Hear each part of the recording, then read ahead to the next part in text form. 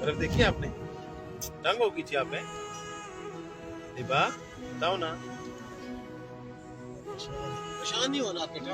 हाँ जी। मेरी पिक्चर बना ली। अच्छा पिक्चर बना ली आप। इसको छोड़ो।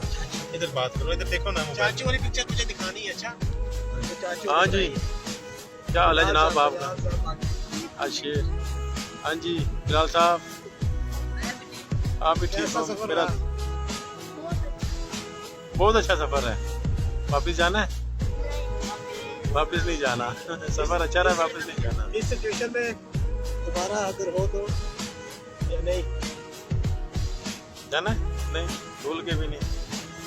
आप बताएं जी, आपने जाना दोबारा? इधर बोलो ना, इधर देखो। इधर देखो, बात सुनो, एक मिनट कैमरे में देख के बताओ। इधर देखो, इधर देखो। इधर देखो, एक मिनट देखो।